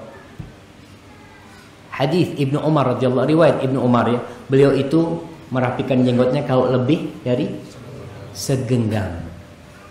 Walaupun sebagian ulama tidak mengambil athar Ibnu Umar itu, mereka mengambil sabda Rasulullah SAW, a'ful liha, Nabi mengatakan biarkan jenggot, maka mereka tidak merapikannya.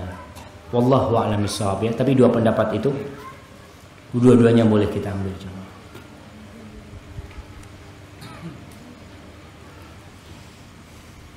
Nah, Assalamualaikum Ustaz, saya mau nanya tentang pengaruh nama. Menyimak apa yang Ustaz sampaikan kemarin tentang nama dan pengaruhnya, saya berkesimpulan bahwa nama seseorang itu merupakan penyebab baik atau buruknya keadaan dan nasib pemilik nama itu. Jadi kalau dia punya nama yang baik, maka keadaan dan nasibnya akan menjadi baik. Dan kalau dia punya nama yang buruk, maka keadaan dan nasibnya juga akan menjadi buruk. Lalu bagaimana dengan orang yang punya nama baik tetapi keadaan dan nasibnya buruk? Maka apa penyebabnya? Dan orang yang punya nama yang buruk tetapi keadaan dan nasibnya baik, apa penyebabnya? Nah, jamaah, memberikan nama baik itu termasuk kita optimisme, harapan. Harapan, belum tentu, tapi kita mengharap. Oleh karena itu kita ketika memberi nama, kasih nama yang baik. Terkadang ada orang namanya umpamanya Abdullah, tapi maling, Ustaz. Ada terkadang kita lihat orang namanya baik tapi dia pencuri, terkadang ada. Tapi kan orang mengharapkan hal itu. Jadi itu sekedar harapan kita, dan insya Allah Allah akan memberikan harapan itu. Jadi ketika anak itu berlaku buruk, kita kasih tahu, nak, oh namanya itu Abdullah, nak, tolonglah kau perbaiki akhlakmu. Kita ceritakan tentang orang-orang yang namanya Abdullah, Abdullah bin Mas'ud, Abdullah bin Abbas, Abdullah bin Umar, Abdullah bin Amr, ya, bagaimana kelakuan mereka. Wallahu a'lam bishawab. Apakah benar juga orang yang sering pulang pergi ke masjid juga akan dibangunkan rumah di surga, akan disediakan makanan di surga buat dia? Jadi akan ada jamuan buat dia, tapi bukan rumah. Itu hadis yang Anda tahu seperti itu, Pak Ustaz ya. Mohon pencerahan Ustaz, bagaimana mendoakan orang yang mengundang makan kepada beliau? Apakah membaca doa selamat atau doa-doa lainnya seperti kebanyakan kaum muslimin zaman sekarang? Di antara doa Nabi SAW itu, kalau beliau diundang makan, beliau mengatakan aftara indakumus shaimun wa akala ta'amakumul abrar wa sallat alaikumul malaikah Allahumma at'im man at'amana wasqi man saqana. Itu yang biasa dibaca oleh Rasulullah. Bukan satu orang yang baca, jadi orang yang diundang makan baca, dia berterima kasih kepada dia.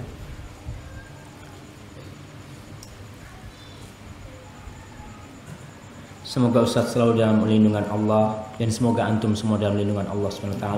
Semoga orang tua kita, guru-guru kita, dan keluarga kita dalam lindungan Allah Jalla Jalaluhu. Bagaimana agar dicintai Allah? Apakah tanda jika kita dicintai oleh Allah? Apakah tanda jika kita tidak dicintai oleh Allah Subhanahu wa taala? Nah, berkaitan dengan cinta, bagaimana agar dicintai Allah? Laksanakan kewajiban-kewajiban kita. Sebagaimana dalam hadis, kapan kita bacakan man adali waliyan faqad adantuhu bil harbi? Tidak ada yang lebih Allah cintai daripada yang fardu. Setelah itu baru yang sunnah-sunnah. Kita dekatkan diri dengan yang sunnah-sunnah itu. Kata Allah, wala yazalu yataqarrabu 'abdi ilayya bin nawafil hatta uhibbah. Sampai aku cinta sama dia itu, gara-gara yang mendekatkan diri dengan yang nafilah itu. Jadi yang sunnah-sunnah, semua orang melaksanakan wajib, kita tambah supaya Allah cinta dengan kita. Tandanya dicintai Allah itu apa?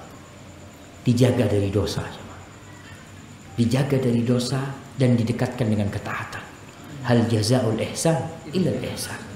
Orang kalau bukan harta ya, bukan dunia. Karena kalau dunia dan isinya itu nggak ada artinya buat Allah Subhanahu wa taala. Innallaha yu'tid dunya man yuhib wa man la yuhib, wa la yu'til iman illa man yuhib. Allah itu berbagi dunia kepada semua orang. Yang Allah cintai, yang tidak Allah cintai, Allah kasih dunia. Tapi Allah tidak berbagi keimanan kecuali kepada orang yang Allah cintai. Tapi kalau kita jauh dari Allah, kita biasanya sholat duha, nggak pernah sholat duha, kita biasanya sholat malam, nggak pernah sholat malam, tuh tanda-tanda mungkin kita udah dibenci sama Allah SWT. Maka mulai kita mendekatkan diri kepada Allah SWT. Ini yang terakhir, Ustaz, adakah tip supaya istiqomah dalam mengamalkan ilmu? Terkadang ada perasaan nyaman dengan tahu ilmu tapi malas mengamalkannya. Ya, ketahuilah bahwa ilmu yang tidak diamalkan itu akan menjadi malapetaka buat kita. Ilmu itu akan mengangkat derajat kita kalau kita amalkan. Ibunya Sufyan Ats-Tsauri. Nah, ibunya Sufyan Ats-Tsauri itu seorang anak yatim. Ibunya itu ngomong kepada Sufyan, "Ya Sufyan, kau belajar hadis sana," kata dia. "Fa inni u'inuka bimighzalihan." Aku akan bantu engkau dengan tenunanku ini. Karena butuh duit, orang butuh pulpen, butuh apa. Ketika engkau belajar 10 huruf, idza ta'allamta 10 huruf, fanzur, lihat. Kalau ternyata 10 huruf yang kau pelajari, dalam riwayat ada 10 hadis yang kau pelajari itu merubah akhlakmu, merubah ucapanmu, jalanmu, jadi perilakumu berubah, maka teruskan. Kalau tidak, berhenti aja kau. Jangan-jangan nanti jadi petaka buat engkau. Jadi ilmu itu al-ilmu ma nafa. Ilmu itu adalah yang bermanfaat, bukan yang cuma dihafal. Maka berusahalah agar kita ini mengamalkan ilmu kita dan minta bantuan kepada Allah. Nabi itu mengajarkan doa kepada Mu'adz bin Jabal apa? Allahumma a'inni, bantu aku ya Allah, ala dzikrika wa syukrika wa husni ibadatika. Allahumma a'inna ala dzikrika wa syukrika wa husni ibadatika. Hadza wa sallallahu ala nabiyina Muhammad. Sekali lagi, kalau benar yang Anda sampaikan itu dari Allah, kalau salah itu dari diri Anda sendiri. Allah dan Rasul terbebaskan dari kesalahan itu. Anda serahkan kepada